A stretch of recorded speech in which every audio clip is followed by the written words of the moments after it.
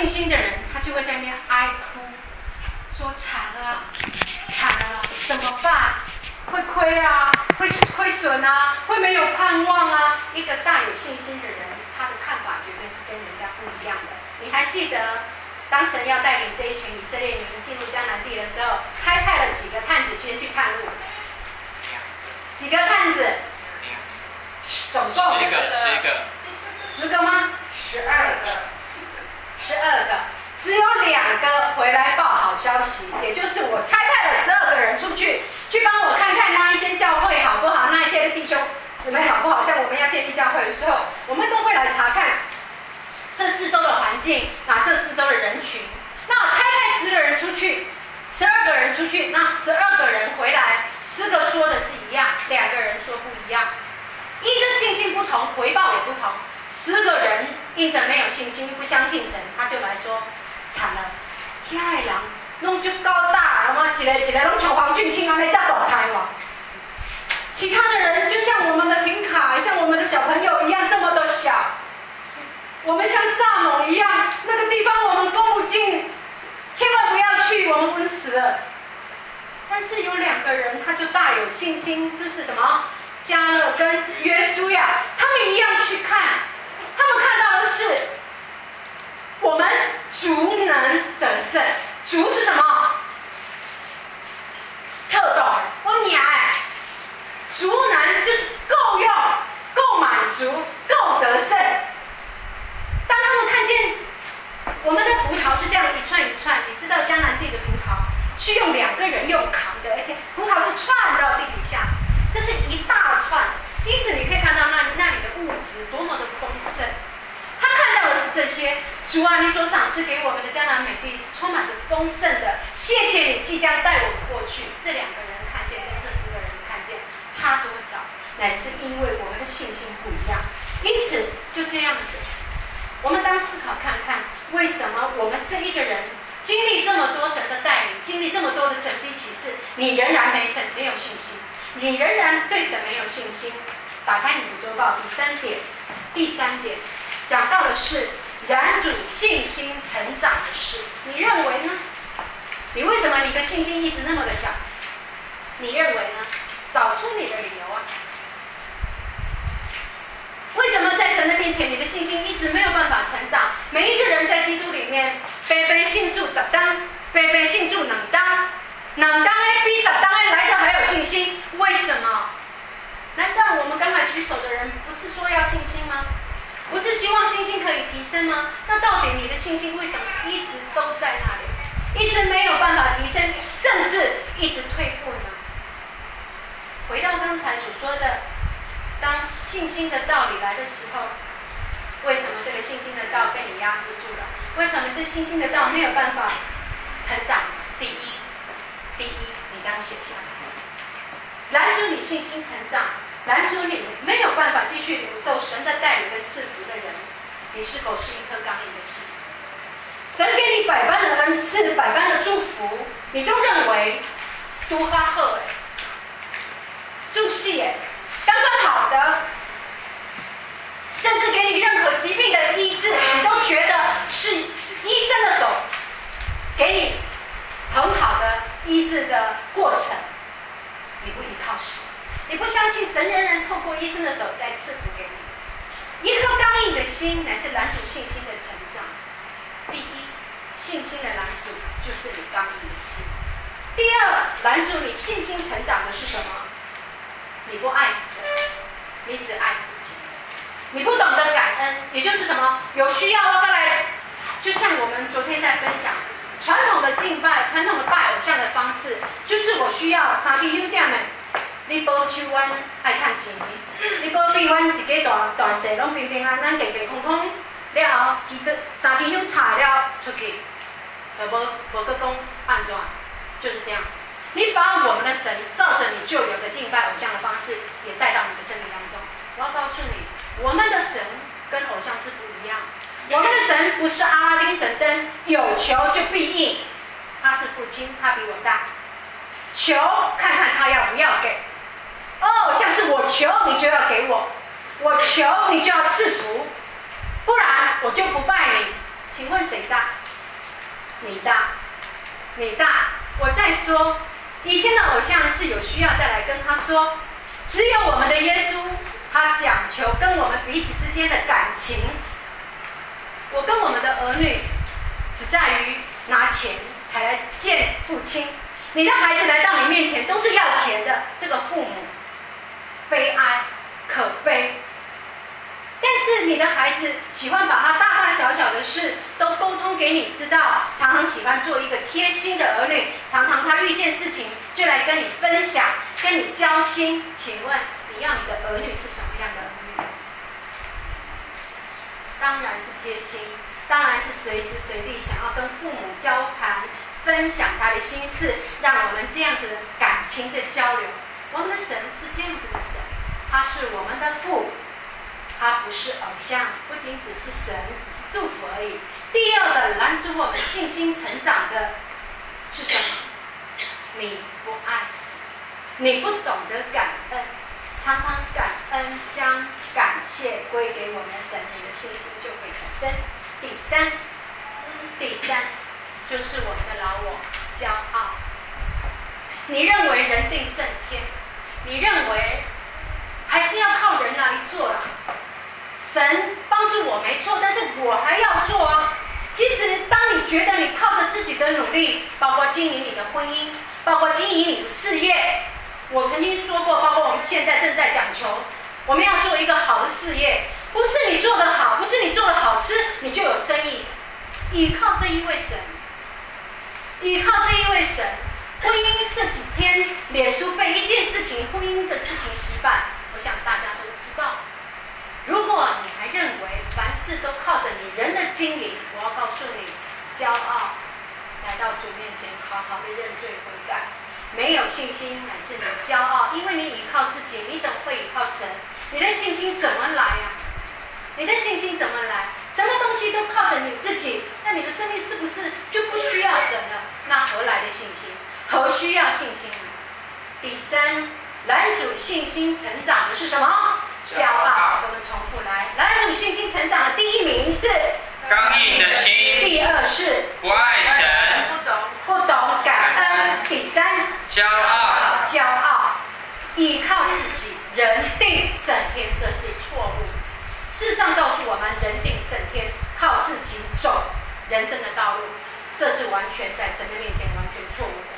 信心当跟神求，我们可以跟神说：神啊，我信不足，求你来帮助我。一起来学这句话：神啊，我的信不足，求你来帮助我。神啊，我的信不足，求你来帮助我。让神在生命当中提升你的信心。当你要信心的时候，神会在环境当中让你经历那不可能的，就像这一个病危的，竟然能够在隔天转入病房，一个不可能恢复的事件，它恢复了，这就是信心。好，因此第8节，司提反满有恩惠与能力，在民间行了大奇事和神迹。这一个大有信心的人，因着圣灵充满的缘故，他开始用他的恩惠和能力。什么是恩惠？恩惠就是亲切、恩慈、温柔、感情。我们对人有没有恩惠？你对人有没有恩惠？我们说我们的神是慈爱、恩惠的主。什么是恩惠？他对我们有亲切。一个越属灵的人，他是越亲切的人。他不是一个高高在上的仆人，乃是仆人的领袖。一个什么是恩惠？是一个有恩慈。恩惠是一个有温柔的人。恩惠是一个感情的人，有感情的人。因此，司提反用亲切、恩慈、温柔、感情对待众人，并且有能力。能力是什么？能力代表热心、果断、尊贵、有权柄。我再说，恩惠跟能力与我们想象的有差别。能力是什么？能力就是热心、果断、尊贵、有权柄。当这一个被圣灵充满的人，他带着恩惠和能力，开始做他所有的行为处事。就像我们现现在，我们知道我们是有圣灵的人。为什么我们能够大胆的宣告，甚至为人祝福？那是因为圣灵充满我们，我们开始学习用什么？用恩惠能力行神所要我们做的事。因此，司提反带着恩惠能力，就在民间怎么样行了大奇事神迹。这就是神做事的法则。神做事的法则，你要看看从刚才到现在有没有记录司提反的学历跟学士。他们有没有说什么系毕业的，什么学校毕业的？司提反在这里没有讲到他的学历跟学士。那请问有没有说到他的才能跟技术？有没有说到他会什么？在圣经里面完全没有记载，完全没有记载他的学历，他读到什么样的学历，没有告诉我们他有任何特别特殊的才能。但是我们说直接点，他只不过是被7个选出来干嘛的？管理办事而已，也是在我们看来是这样特别小的恩赐跟工作，他被选起来，那7个里面就只是其中之一，要来管理办事而已。但是你看到最小的恩赐、最小的工作，神却大大的使用它。请问弟兄姊妹，你在看什么？你在看什么？我们常常会看自己的学历，对不对？我们会常常看自己的学士，对不对？我们常常看见自己什么都不会，对不对？我们会常常看见自己什么技术都没有，对不对？因此，当神呼召你的时候，主啊，就像摩西一样，主啊，我口拙笨神。当我们说我们大家想要起来一起服侍的时候，主啊，我没有技术，我没有才能，我没有学识。神看这些吗？神喜悦司提反，乃是因为他大有信心，因此神就将圣灵充满他，他能够开始为主行大奇事和神迹。因为这是我曾经说过的，这世代神在兴起平信徒的侍奉。我自己是一个非常明显的例子，所有的同工开始进入平信徒的侍奉，这是神定义要做的事，这是神定义要做的事。但是很多人会局限神做的事。记得赞美之泉今年他所发的新歌，他的曲目第一个在封面所说的是什么？新的事将要成就，新的意象，新的方向。神在这世代做什么事？做新事。你常常把神放在旧事里面，你常常把神放在旧皮囊里面。神要做新事，神怎么会？当我们知道，如果以前有人告诉你，你被呼召哦，你被呼召，你必须做个传道人，我们就会开始想说，你爱来神学院装备，对不对？我一点爱去神学院读册，无要安怎服侍神，要安怎做传道人，要安怎做牧师，要安怎做小组。很多的教会仍然在给这样错误的观念。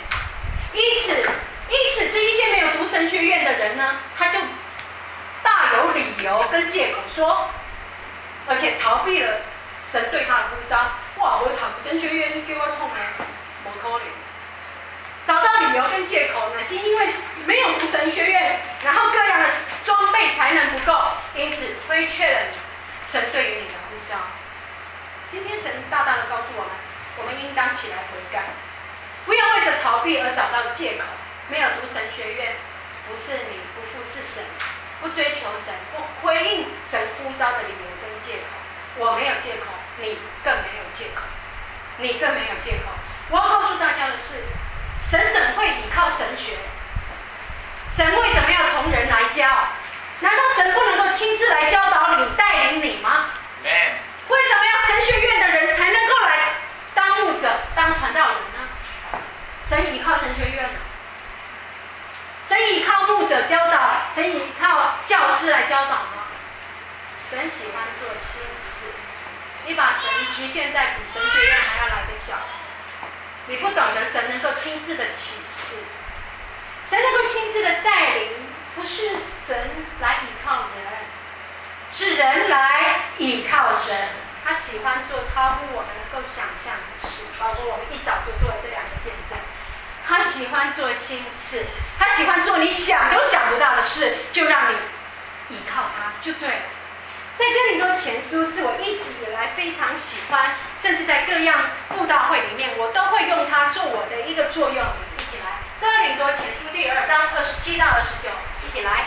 神却拣选了世上愚拙的，叫有智慧的羞愧；又拣选世上软弱的，叫那强壮的羞愧。神也拣选了世上卑贱的、被人厌恶的，以及那无有的，为要废掉那有的。第29，使一切有血气的，在神面前一个也不能自夸。好，回到前面27。注意，神拣选了什么？愚拙的。你绝对不会选择愚拙的，在你的认为，你会选择聪明的、有智慧的、有才能的、有技术的。神故意拣选什么？愚拙的。我承认我是愚拙的。接下来，神又拣选了世上软弱的。你要选择刚强的、汉超后诶、难超诶。神的拣选跟我们不一样，神故意拣选愚拙的，神赐给他智慧，因此透过这个人就彰显了神的智慧。神拣选软弱的，就让人看见在他身上，为何这一个弱小、这一个软弱的人能够做如此强壮的事。阿们。神为了让他一切彰显了他自己的权利。很特别的神，他喜欢做新事。接下来，神拣选了什么？卑贱的。在家里面，你不管你在你的工作场所是如何的被看不起，甚至是如何的被人家怎么样，包括耶稣在自己的家中都不被重视了，神就拣选他。不要老二的心态，甚至你在家庭里面是那么的不被重要，不管是重男轻女也好。不管是老大特别有才能，特别你就是特别没有才能，特别被贬低的，耶稣要拣选你，神要拣选世上怎么卑贱的、被人厌恶的，要叫那成为无有的变成有，废掉的成为怎么样？神再次的给予。最后29节，一起来。使一切有血气的，在神面前一个也不能自夸。所以在神的面前，一切都是神所赐。不要再看着你自己自己的不知，不要再自己看自己的没有。你没有哇塞，但是神有。你没有能力，没有口才，没有学识，我知道，但是神有。神有。如今我们乃是靠着神来做，神能够使用司提反，他也能够使用你。记得他最大的恩赐才能只有管理饭食。每一个人在此，每一个人都可以管理饭食，但是神却使用这一个最微小、最没有恩赐的弟兄，成为他大能的器皿。你要做的是什么事？如今你今天早上听到这一篇道，信道乃是从听道而来。你听完今天的道，出去就拍拍屁股了吗？我们告诉他说，你信心没有办法成长。今天听完这一篇道，你要做的是什么？是站起来，顺服神，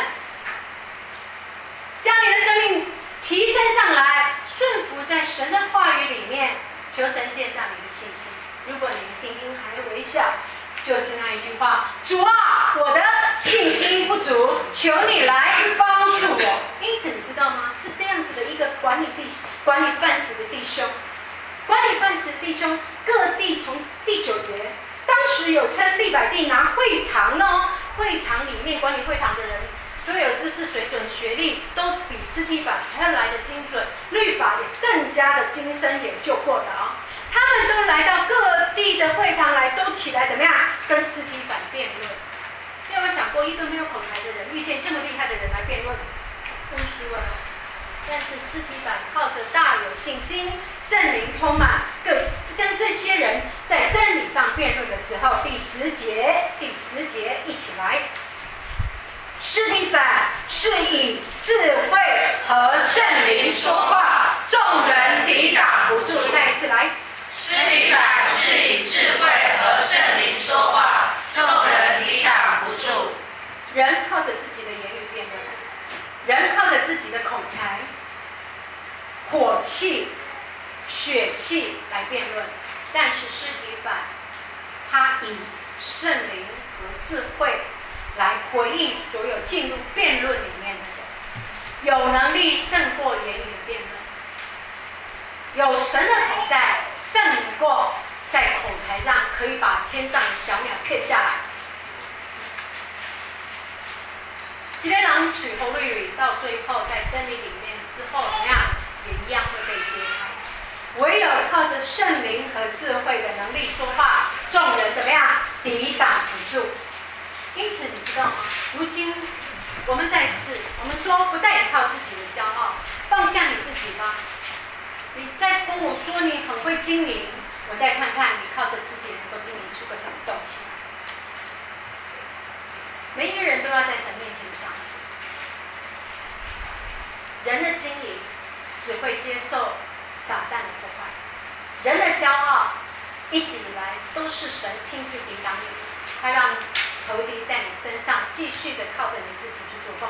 每一个人在靠着自己，我只看见他的工作压力越来越繁重，我只看见他家庭的破碎越来越沉重。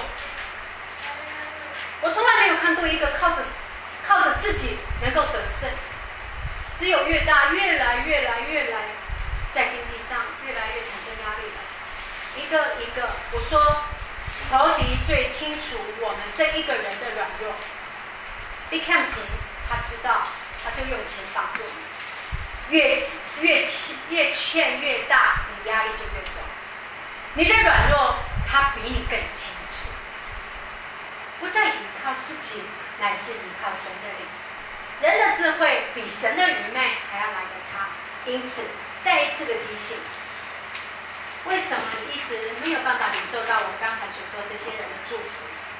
为什么在你生命当中所有的恩赐，甚至神的带领、神的神迹在你这个人身上一直没有发生？为什么你的信心这么微小？我在试问，你爱神吗？来到主的面前，我说10年了，不要再跟神说我信心很小。你当去思考，为什么你信心小？你对神的话如何看待？神说话，你把它当话吗？我们常常喜欢骂自己的孩子，我说话你都没在听。神说话，你听了吗？你的信心乃是从你遵守神的话开始提升的，所以你10年之后的信心还是这么小，你就发现你根本没有把神的话真实的落在你的生活当中跟行事当中。你要去遵守神的话，照着神的话去做，你才能够经历。我说神永远会对他的话负责。你如果选择遵守神的话，照神的话去做，神就对你这一件事情负责。阿们。什么事情你脱离了神的带领，你的信心不仅微小，还会枯干。我们一起低头祷告。